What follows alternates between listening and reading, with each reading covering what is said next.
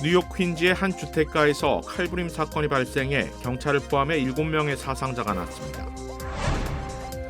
LA 지역에서 잠을 자던 노숙자 3명을 포함해 모두 4명을 연쇄살해한 용의자가 경찰에 체포됐습니다. 연말 쇼핑 시즌을 맞아 문 앞으로 배송온 소포를 훔쳐 달아나는 범죄가 크게 늘면서 경찰이 주의를 당부했습니다. 캘리포니아의 저소득층 의료보험인 메디켈의 수혜 대상이 내년부터 서류비 비자와 26살부터 49살 사이 성인까지 확대됩니다. 한국국방과학연구소가 개발한 고체 연료 추진 우주 발사체 3차 시험 발사가 성공적으로 이뤄졌습니다.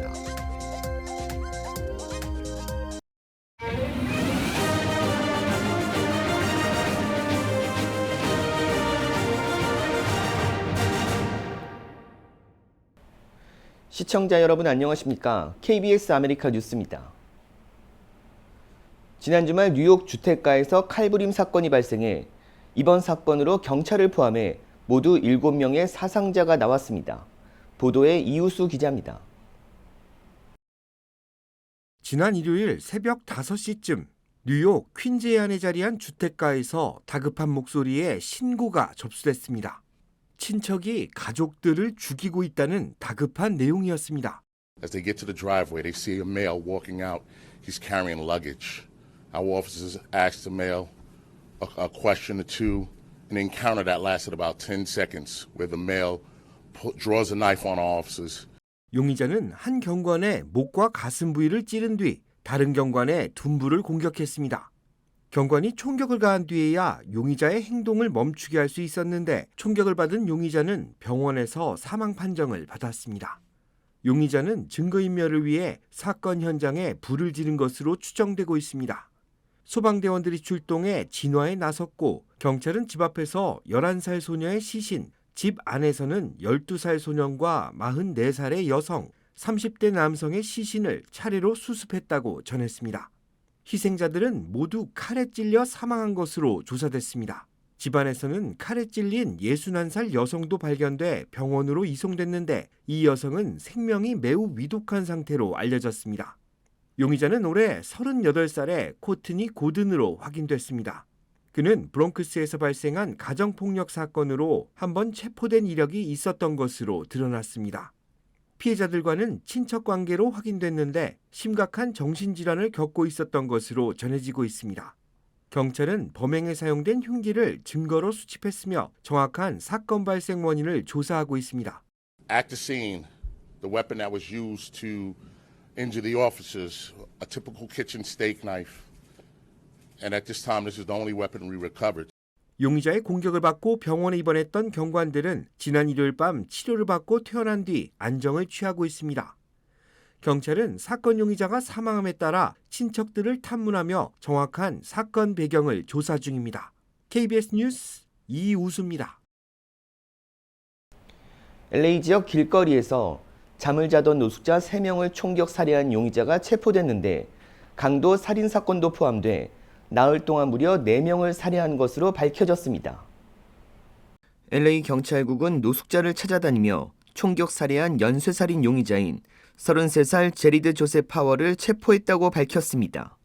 용의자는 지난달 29일 전기 충전소에서 테슬라 차량을 충전하고 집으로 가는 42살 남성을 쫓아가 그의 집 차고에서 금품을 빼앗고 총격을 가해 살해했습니다. 그리고 다음 날인 30일 범죄 현장에서 목격된 파월의 차량 번호를 확인한 경찰은 검문을 실시해 긴급 체포했습니다. 이후 수사 결과 경찰은 3명의 노숙자를 총격 살해한 동일한 총 등을 증거로 확보해 강도 살인 사건과 3명의 노숙자 살인 혐의를 추가했습니다. 경찰의 체포로 26일부터 29일까지 4명의 연쇄 살인을 저지른 파월의 살해 행각이 멈춰졌습니다. 한편 라스베이거스에서도 노숙자 캠프에서 총격 사건으로 5명의 사상자가 발생해 경찰이 수사에 나섰습니다. 남가주 아케디아에 위치한 대형 쇼핑몰에서 대낮에 떼강도 사건이 또 발생했습니다. 아케디아 경찰은 어제 오후 1시쯤 샵스앤산타애니타 쇼핑몰에 마스크를 쓴 남성 4명이 가게에 침입해 망치로 유리 진열대를 부수고 시계와 지갑들을 강탈했다고 밝혔습니다. 용의자들이 망치로 진열대를 부수는 소리는 마치 총소리 같았다고 쇼핑객들은 당시의 두려움을 호소했습니다. 용의자들은 흰색 인피니티 세단 차량을 타고 도주해 경찰이 조사를 벌였지만 용의자 검거에는 실패했습니다. 아케디아 경찰은 이번 강도 사건으로 부상자는 발생하지 않았지만 조사를 확대하고 있다며 주민들의 제보를 당부했습니다. 사건이 발생한 쇼핑몰은 지난 8월에도 떼강도 사건과 10월 강도 사건이 발생했었습니다.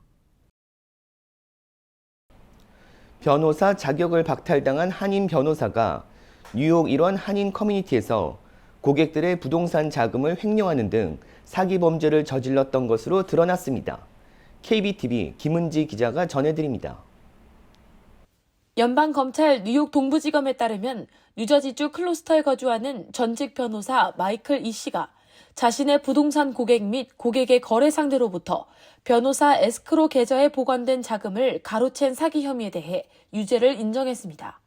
그는 퀸즈 머레힐에 위치한 본인의 사무실 등에서 부동산 거래를 하며 고객으로부터 수백만 달러를 횡령한 혐의를 받았습니다. 검찰은 이 씨에 대해 최대 20년의 징역형이 선고될 수 있다고 밝혔습니다. 부동산 전문 변호사로 활동했던 이 씨는 고객들에게 부동산 매입 자금을 에스크로 계좌에 맡기도록 유도했는데 이러한 사기 행각 때문에 2020년 3월 뉴욕주 변호사 자격을 박탈당했습니다. 그러나 그 후에도 올해 5월까지 같은 수법의 사기를 이어왔습니다. 변호사 자격이 없는데도 불구하고 본인이 부동산 매매 등을 대리할 수 있다고 주장했고 에스크로 계좌에 자금을 수취할 수 있는 권한이 있는 변호사라고 한인들을 속여온 것으로 밝혀졌습니다.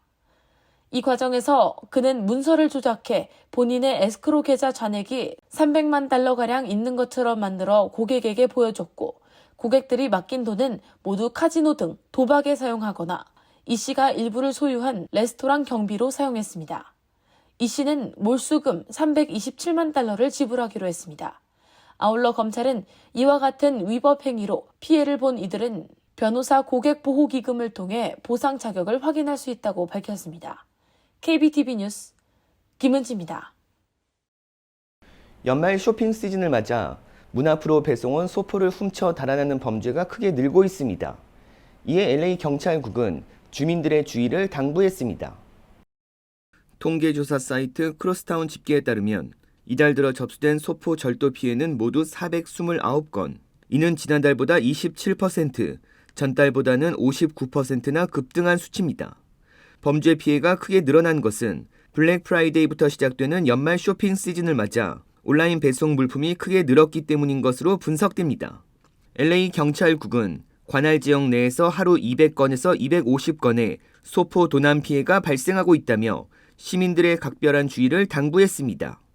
아파트나 콘도 같은 다세대 주택보다는 단독주택에서 더 많은 범죄가 일어나고 있는데 이는 소포를 보관할 수 있는 특수한 시설이 아닌 현관에 방치되는 경우가 많기 때문입니다. 치안당국은 낮 시간대 소포를 받을 사람이 없는 경우 근무지로 배송을 하거나 아마존 소비자의 경우 아마존 배송함 서비스를 이용하는 것이 안전하다고 밝혔습니다. 올 들어 소포 절도 범죄 피해를 가장 많이 입은 곳은 157건을 기록한 LA 한인타운, 127건으로 집계된 다운타운이 2위, 125건의 피해가 보고된 웨스트레이크가 3위로 나타났습니다. 하지만 치안당국은 신고가 접수되지 않은 피해를 합칠 경우 통계보다 더 많은 피해가 발생했을 것으로 보고 있습니다. 캘리포니아주의 저소득층 의료보험인 메디켈 수혜 대상이 내년부터 확대됩니다. 그동안 나이나 체류 신분에 걸려 혜택을 받지 못했던 상당수의 주민들이 수혜 대상에 포함될 예정입니다.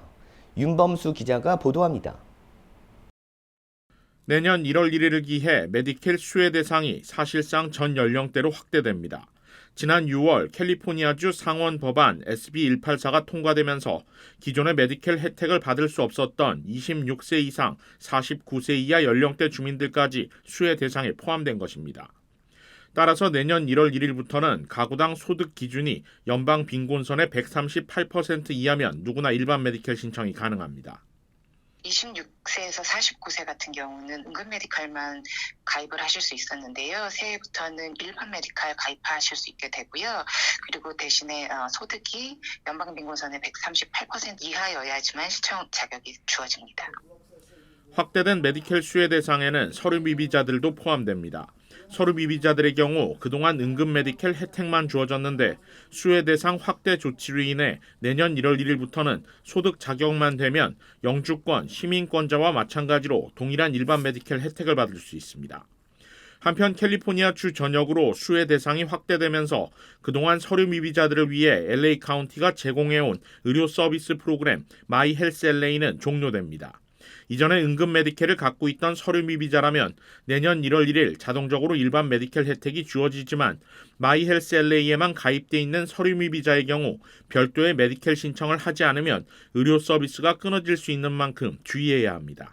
이 마이헬스LA는 내년 1월 31일을 기해서 종료가 됩니다. 따라서 계속해서 의료 서비스를 받기 원하시면 서류 미비자분들은 지금은 이제 응급 메디칼 신청하시고 아니면 내년부터는 자격이 되는 일반 메디칼 신청하시면 의료 서비스 받으실 수 있습니다. 이번 메디켈 수혜 대상 확대 조치는 캘리포니아주에만 해당됩니다. 앞서 팬데믹 기간 일시적으로 메디켈 신청 자격을 확대했던 캘리포니아주 정부는 팬데믹 종료 이후 다시 심사 기준이 까다로워지고 이로 인해 혜택을 받지 못하게 되는 주민들이 크게 늘어나게 되면서 법 개정을 통해 이번 확대를 준비해 왔습니다.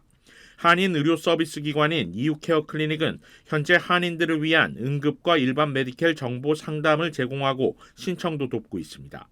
KBS 뉴스 윤범수입니다. 한인을 포함한 뉴욕시에 거주하는 노년층 대부분이 몸이 불편해도 홈케어를 받기 어려운 것으로 파악됐습니다. 보도에 KBTV 전상희 기자입니다. 팬데믹 이후 홈케어 수요는 급증했지만 물가도 동시에 뛰어 홈케어 서비스를 개인이 감당하기는 상당히 어려워졌다는 지적입니다. 하버드대 주택연구공동센터에 따르면 뉴욕시에서 혼자 사는 75세 이상 노인 중 재정적으로 홈케어를 감당할 수 없는 비율은 87%에 달했습니다. 혼자 사는 노인 중 단 13%만이 재산 문제 없이 홈케어를 받을 수 있는 것입니다.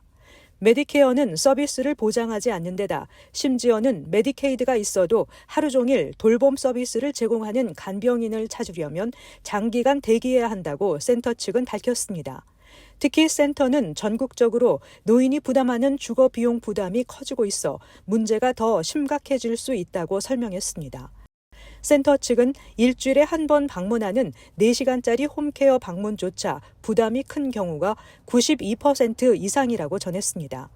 2021년 주거비용 문제를 겪은 노인 가구는 약 1,120만 명에 달하는데 이들은 주택비용의 생활비의 30% 이상을 지출하고 있었는데 이는 사상 최다 수준으로 2016년 같은 문제를 겪은 노인 인구보다 크게 증가했습니다.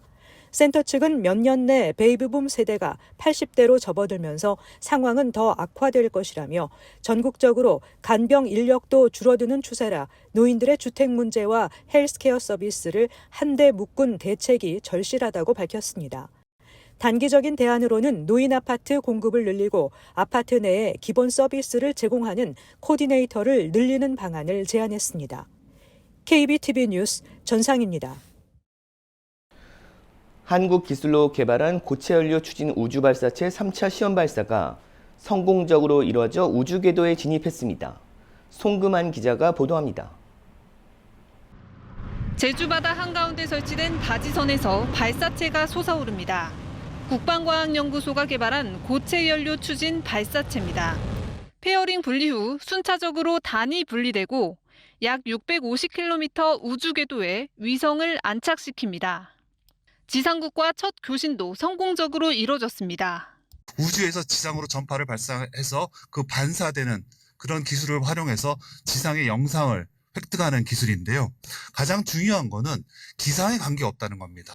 모형 위성을 탑재했던 지난해 1, 2차 시험 발사와 달리 이번에는 국내 민간 기업이 만든 실제 위성을 탑재했고 가장 큰 추력을 내는 1단 고체 연료 추진체가 포함됐습니다. 액체 연료를 사용할 경우 더 높이 무거운 물체를 쏘아 올릴 수 있지만 발사 준비에 상대적으로 오래 걸리는데 고체 연료의 경우는 발사 준비 일주일 안에 쏘아 올릴 수 있습니다. 발사와 저장 비용도 상대적으로 저렴하다는 평가입니다. 고체연료 우주 발사체를 지금 저희가 시험 단계에 있는데 그것이 완전히 기술이 갖춰져서 완전히 저희가 기술을 확보하게 되면 그런 발사체로도 또 우리가 필요한 위성들을 궤도에 올릴 수 있을 것으로 생각합니다. 우리 군은 이번 발사 성공으로 고체 추진 발사체 개발의 핵심 기술 대부분을 검증했다고 강조했습니다. KBS 뉴스 송금환입니다.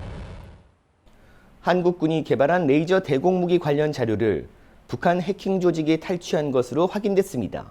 이우민 기자가 보도합니다. 지상에서 레이저가 발사되고 적 드론이 격추됩니다. 지난 4월 개발을 마친 레이저 대공무기입니다. 지난해 말 북무인기가 서울 도심까지 침투하자 우리 군이 대응 수단으로 전력화를 추진하고 있습니다. 비물리적으로 전파 차단이나 레이저 등 적 무인기 타격을 위한 필수 자산도 조기에 확보해. 그런데 이 레이저 대공무기 관련 기술 자료가 북한에 탈취된 정황이 포착됐습니다. 북한 해킹 조직 안다리엘은 추적을 피하기 위해 국내 서버를 경유해 방산업체 전산망에 침투했습니다. 해킹의 시작점은 평양 류경동이었습니다. 북한 최고층 건물이 위치한 평양 류경동은 북주요 정보통신시설의 거점이기도 합니다. 안다리엘은 이곳에서 모두 83차례 국내 기술 정보 등에 접근했습니다. 고층 빌딩들 안에 국제통신국이나 평양정보센터 같은 북한 IT 기관들이 존재하는 곳입니다. 정찰 3국 요원들이 이 국제통신국이나 평양정보센터에서 해외 인터넷에 접속해서 해킹이 이뤄진 기간은 우리 군이 레이저 대공무기 개발을 공개하고 진행한 기간과도 겹칩니다. 이 같은 사실은 경찰과 미 FBI의 수사 공조로 밝혀졌습니다.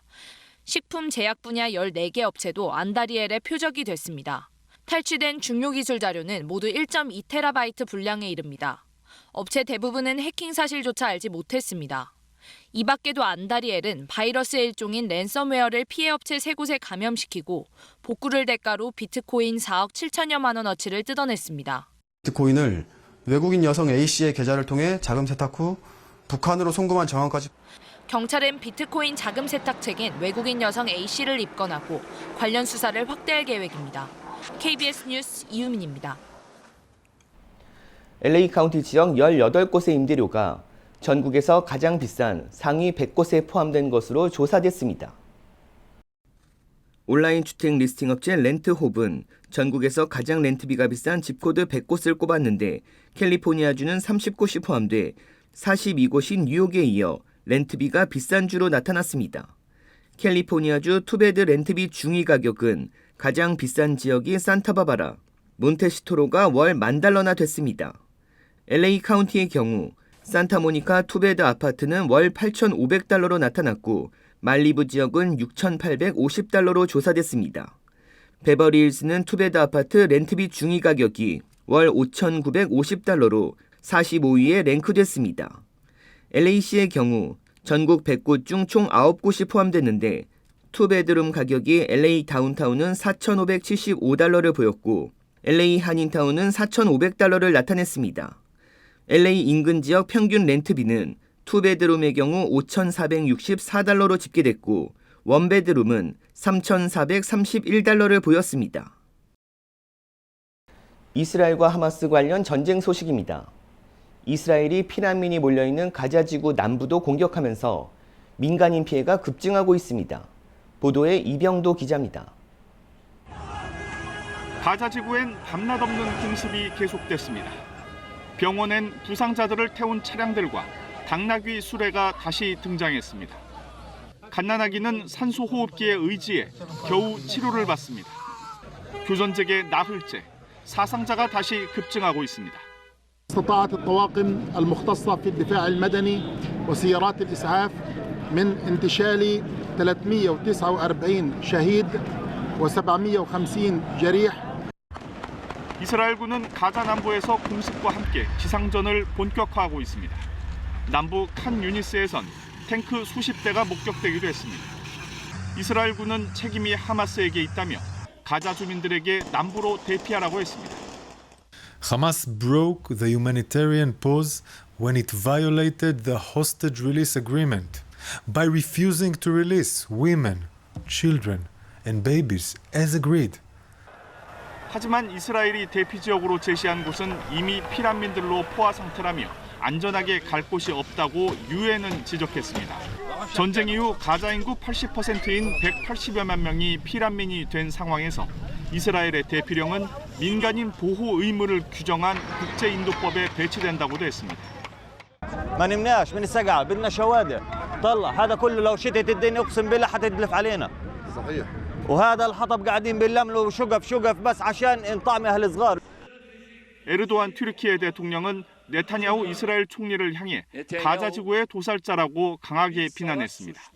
1990년대 말 코소보에서 인종 청소를 저지른 밀로셰비치 세르비아 전 대통령처럼 전범 재판을 받게 될 것이라고 주장했습니다. KBS 뉴스 이병도입니다.